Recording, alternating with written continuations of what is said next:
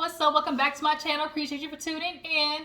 We're going to get into this episode of Belle Collective, y'all. We're going to talk about Belle Collective. Then we're going to get into Love and Marriage Huntsville. I guess, the people is calling out Tisha and Marcel Scott because y'all trying to sell them this refurbished idea of, the core six. Y'all really tried it. Y'all really tried it. But Belle Collective, y'all, we're going to get into this season and episode. It's giving real. Latrice and Glenn, after this episode, I see y'all. Y'all come on to the front. Y'all just come on to the front. Because now that Glenn's in the studio, trying to hit us with the, tell me where did we go wrong, babe? We've been on this road too long. I ain't gonna lie, y'all, it was a little catchy. It had a little razzle dazzle to it, but I was like, boy, talking about ghetto prophets. So you trying to hit the streets again, Glenn? Is that what you trying to do? At 40, 50 years old, you trying to hit the streets again? Okay. But yeah, you guys, Belle Collective. This episode was kind of like, I guess, a filler episode, honestly. But let's go ahead and talk about it, you guys. If you're new to my channel, appreciate you for tuning in. Make sure you hit that subscribe button, though. Okay, your girl's on her way to 3K. I've been trying to hit this 3K for I don't know how long. I'm trying to push, be more consistent and whatnot. So for those of you who have been, with me from the get-go, I appreciate it. But y'all make sure to drop down in the comments, hit that thumbs up button. It helps your girl out, all right? But yeah, let's go ahead and get into the episode. So we open up when JJ got darn it. And So Gucci. So basically, y'all know he threw on So Gucci last minute that, Mama JJ was coming through. And she feeling some type of way. She's like, so I'm supposed to be in my house, my sanctuary, and your mama's supposed to be here at the same time? And all JJ can think about, like most men, well, she gonna be here to help, she gonna cook, god darn it, because you always say you too tired to cook. That's how most men think, like, well, at least if mama gonna be here, I can give me a good meal. I can give me a good meal, the clothes and laundry will get done. And basically, they're going to have an at-home service is how men typically think about it. But, Mama JJ, she came through loud as all get out. Her and So Gucci, are pretty cool. They don't have a bad relationship or nothing. But the mama said, look, I come in, make my coffee 4 o'clock in the morning. I'm going to be downstairs anyway, so it don't matter. JJ, why the hell you got plastic on your floor? JJ said, I only got one request. Don't remove this plastic on the carpet. I said, plastic on the carpet? What in the hell? JJ, god darn it, got the plastic on the carpet. Mama definitely was giving a little extra, for the cam. Carlos, I love you, Carlos, but I definitely think you need to find a different strategy. We get bringing in the mamas is kind of like your thing, but it's kind of repetitive and also not really giving us the oomph and the real that we need. We don't need mamas to come on just to bring drama. We need the mamas to come on so we can dig deep into who these people really are. Okay? Just a little sidebar. Just a little side note. But yeah, So Gucci and the mama was just looking at each other like, oh, here we go. Like, this gonna be a wild ride. Gucci like, well, since you gonna be here, because the mama was about, I needed to get away, so I'm getting away here. And Gucci was like, but for how long though? And she was like, I don't know for how long yet. Okay, you know what? JJ, that's on you. That's your mess. Whatever your mama do, don't stress me out. That's on you. And that's on you. Don't you bring me in here trying to take care of your mama, do all this extra because she here. That is on you. That is your mama. You take care of her, okay? So we move on, and we have this scene with Latrice and Cliff. She's talking about, oh, me and Cliff, we got to get together and discuss some things, to get our marriage back on track. So they sit down or whatever, and she starts the conversation with an apology, talking about, I'm sorry. Cause she was like, oh, we just sit down and talk and, offer apologies so we can get back to our happy marriage. So, I'd like to first start by apologizing for not telling you that we were going to, the end bar. It was something last minute. And, I should have told you, because that's what we agreed upon. Now, see, I see what Latrice was trying to do. She was like, if I apologize first, then he would think, you would think he would be inclined to apologize after about what he did wrong, yanking your goddamn arm, call you all type of, bitches, snakes, and hoes. you would think that. But Cliff, Mushmouth Cliff, all he wanted to say, hey, so you ain't tell me that you were going over there to go with him, and it ain't really about you going to club with him. It's just the fact that, you were with Josh. And, Josh, he gave me that house, and, I ain't do nothing. I did everything for Josh. I did, you should have told me Josh at this point, the way he left my house, he public enemy number one at this place, the way he talked, the way he distracted me, at the time he public enemy number one. Okay, alright, Cliff. Understood, Josh, he, at this point, like Cliff said, public enemy number one, because not only did he overhear them talking, Josh and Latrice talking because he was eavesdropping, in the room. He knows that Josh, because of living with them, has probably seen some things, heard some things.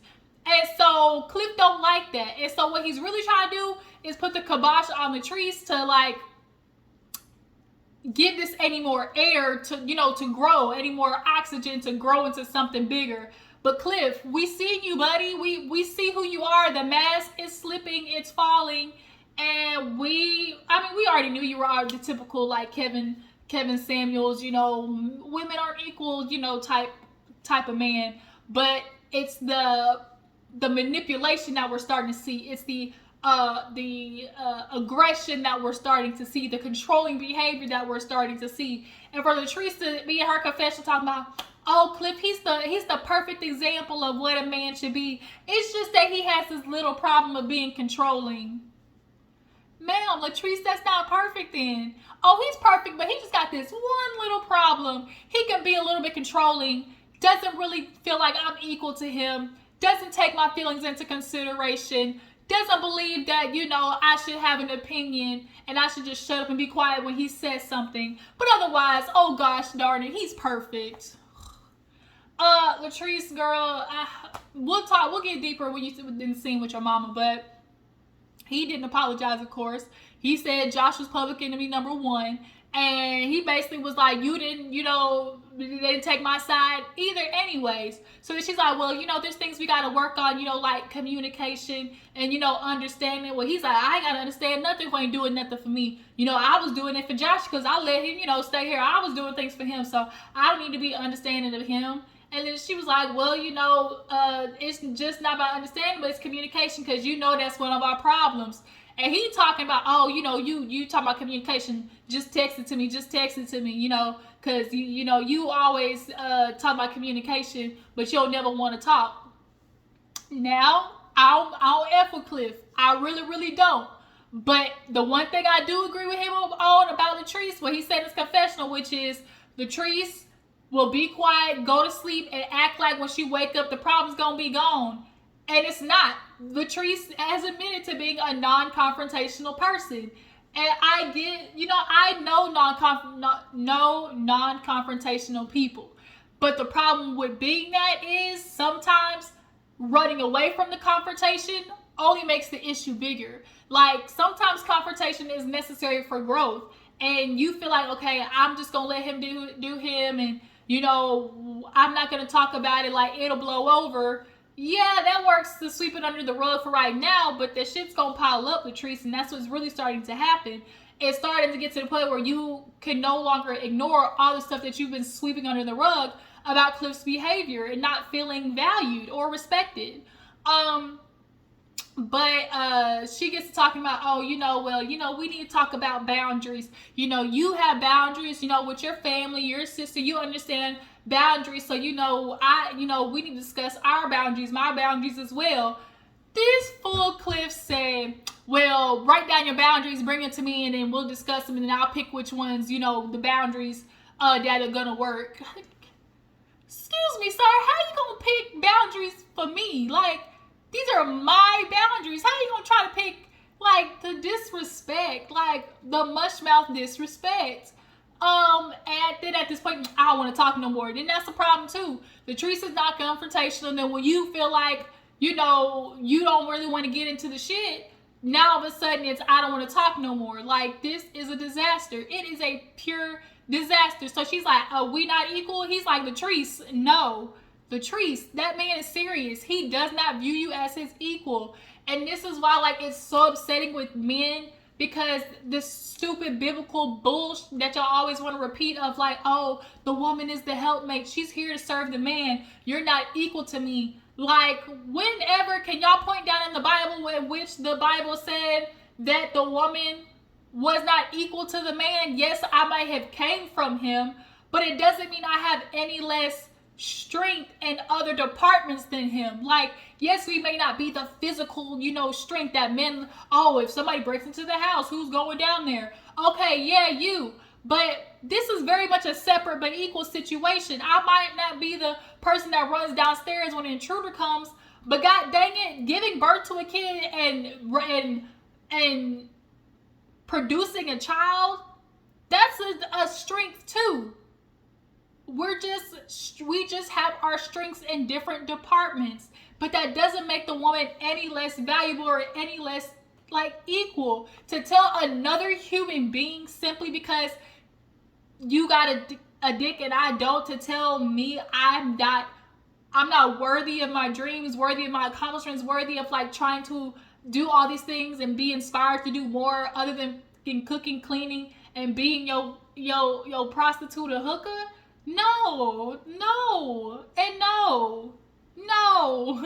I cannot. But Latrice is on that. That's my husband. When I got married, it's better for worse. And women like that, it really is a thing of just simply understanding it's on them. It's going to be on her to get the strength to leave, essentially. Because it's not that Latrice doesn't know what's going on or is ignoring. I think obviously a lot of times in women in these kind of controlling, abusive relationships, they don't understand how bad it is because they're in it. They become numb to exactly how bad this situation is because it's still livable.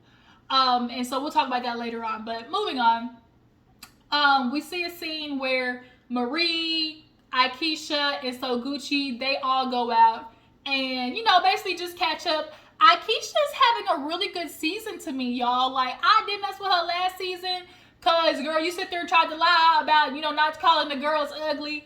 But, but this season we're seeing a lot deeper Akeisha. Her energy, I'm enjoying Akeisha this season. But they all catch up. Gucci talking about how, she said, you got a shady lady. But she talked about, JJ throwing on her, the mother-in-law moving in, and it's cool for a little bit, but when she gonna go? When she moving out? Yeah, she moved in yesterday, but can she also move out, yesterday? So yeah, Gucci tells about JJ, and then Marie, she tell Akeisha about the whole Glenn situation. She's like, girl, me and Gucci, we was helping Latricia look for a place, and girl, Glenn popped up, and it was a mess. He was, keeping tracks of us and everything. And, Akeisha, she's like, I'm not really, cool with Latricia like that. I don't know, she don't never talk to me about her relationship. But, this is crazy, to be going through with somebody. Now, Marie, child, I get it for the show. Y'all want to, talk and catch up and whatnot, but telling Akeisha, that, Letitia's business like that, I don't think that was necessarily the smartest. Marie body, y'all, even Akeisha, she said, Marie, you was doing that boot camp, huh? Girl, the boot camp is called Dr. Curves. That's Marie's boot camp, Dr. Curves. She went and got nipped and tucked and sucked and plucked, okay? That's a new thing. Nipped and tucked and sucked and plucked, okay? So yeah, basically that was all. The girls were just catching up and eating. The food kind of looked good though. So what happened after that? Glenn goes to see Cliff at the bar. They kind of are building I guess a friendship of some sorts, and Glenn feels like Cliff is an older man. We talk about things, and he been going through some things to understand. So I want to run some things by him. So Glenn kind of fills him in on what's going on with Letitia. He's like, look, man, we going through some stuff, and I want my woman, and things kind of get real, intense for us right now, because I've just been confused, because the last time we linked up was after the reunion, and Cliff was like, damn, so it must have been a minute, since the reunion, because for Cliff, his immediate reaction was like, dang, so I wonder how long the reunion was to like this filming this scene. But he was like, yeah, he's like, I don't know what I'm supposed to do. Like, after these, I just could have swore after the baby, the DNA test came back, that we would be good. But it's just like, how do I get her to, to trust me again? And Glenn said it right. Like, you just gonna have to work on building that trust. And that's the problem with you niggas. Y'all go out here, cheat, and then expect the woman to be like, well, oh, you should trust me. I've been good. Nigga, you only been good for 2 months. Like, you feel like because you text me and let me know where you been at for 2 months, like, that's going to soothe me? Bruh, y'all been together damn near 20 years, and 19 of them you was out here in these streets. Like, are you not remembering that you just had to do a DNA test? Yeah, the baby might not have been yours, but the fact that we're even having to do a DNA test in the midst of this marriage, are you not picking up what that's putting down, Glenn? And so he was like, yeah, and then she's, kind of been, I don't know what to do. She's been acting different. So, I ain't gonna, I just between me and you, I put a recorder, and I started hearing things, and, her Marie talking about, finding a place for Marie, for Letitia. He said, so you know what, I pulled on through, I popped up, and I confronted them. And so he's like, the fact that she was trying to move like a ninja, and she out here moving like a ninja, she ain't telling me nothing, that's just so crazy. He's like, man, I just really feel like I've been out here doing good. It's so much. He said my balls turning blue. I can go bowling with them things.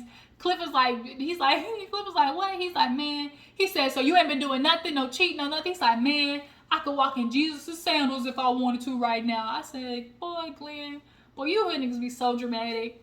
But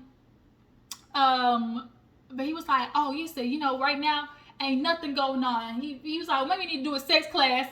Glenn talking about, I don't need no sex class. He said the problem is, it's mental. She not mentally there, and she not. Point blank period. He said we lay down, and right now it's crickets. It's crickets in the bedroom because she ain't giving me none, and you don't deserve none either. But at this point, Glenn, you made your bed, now you gotta lie in it. Akeisha has a nice little scene with her, what she call her grandson, something like that. Essentially, y'all, I did not know Akeisha was a little bastard baby. Why did I say it like that? My bad. I apologize. I'm sorry, Akeisha. I didn't mean to say it that way. Basically, your daddy was a Rolling Stone. Shocker. And Akeisha was a baby born out of wedlock. And essentially, when asked, I guess the family was like, so what are we going to do about it? The aunt, her dad's sister, adopted her, I think that's how that went. So yeah, she's like, just really appreciate that. And Mary was basically, we looked at her, and it's like, yep, that's that baby. Yep. Yeah, he went out here in these streets and produced a little mini me. I guess she's ours, and they adopted her.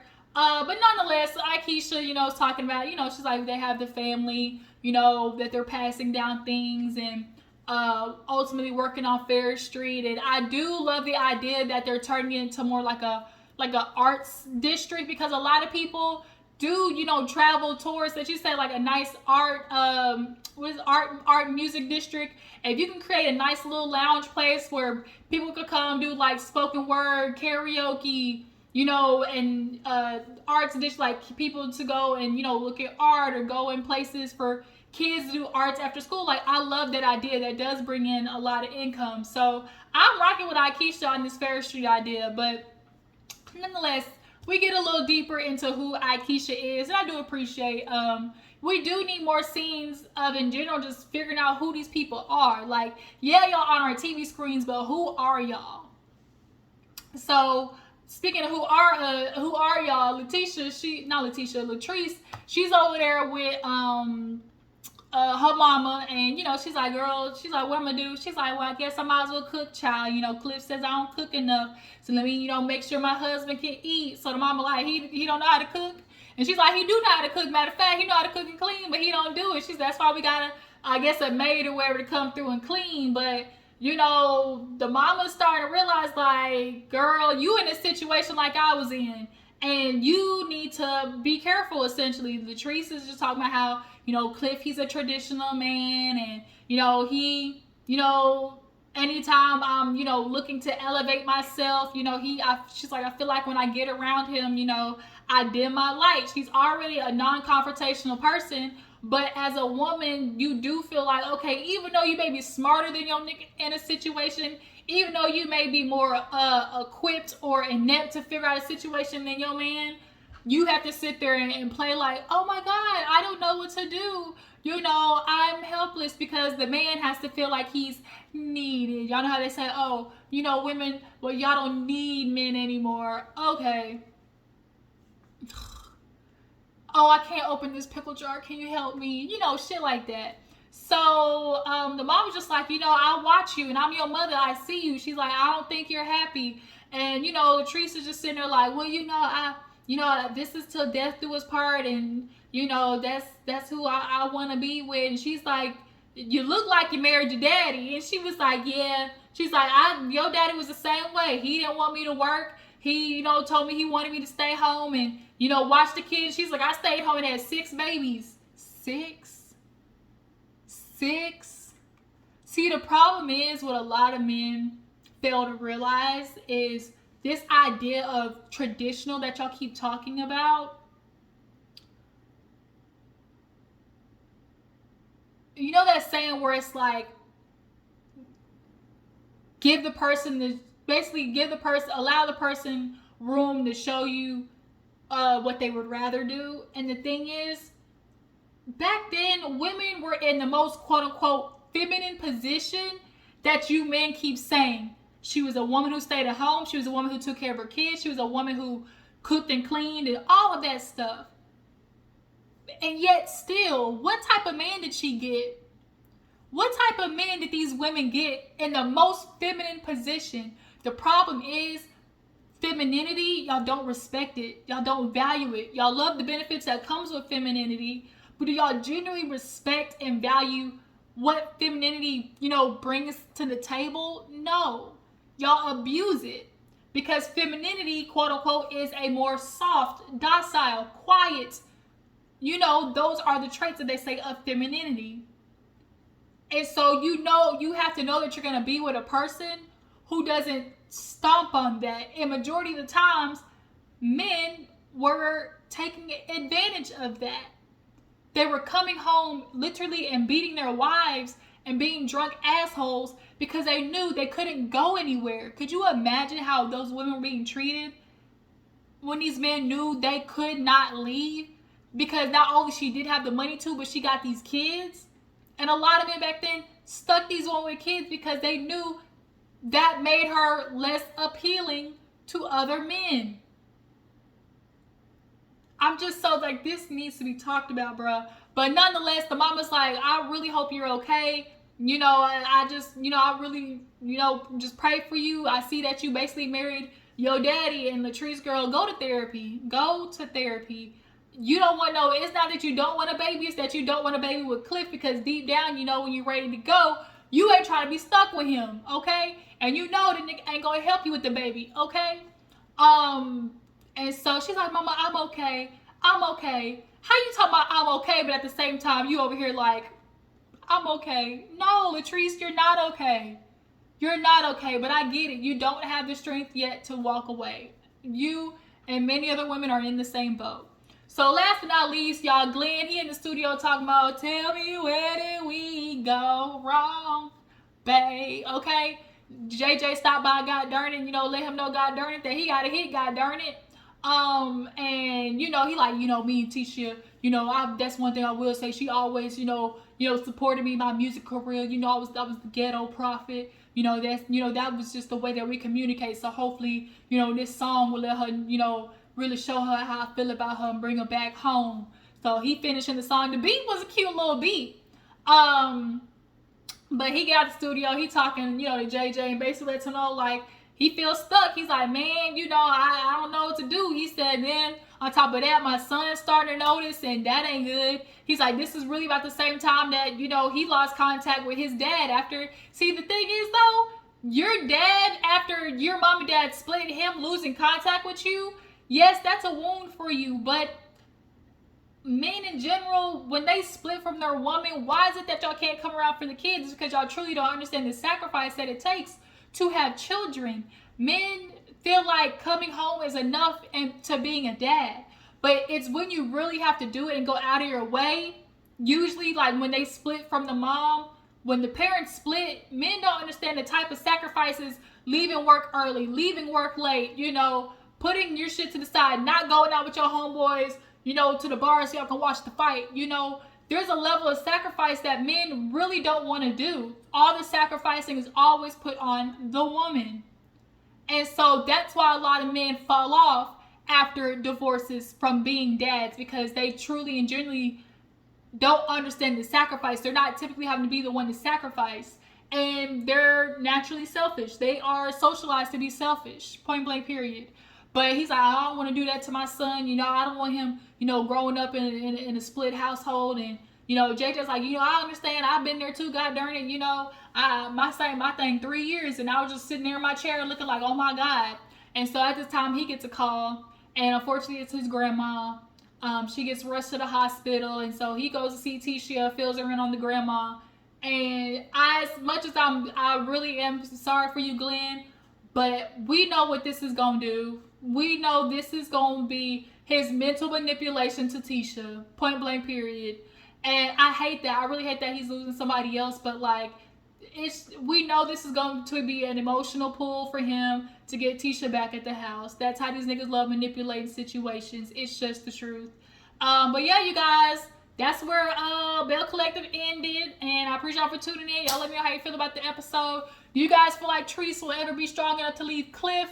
Do you guys feel like Akeisha and Letitia could probably get back on good terms?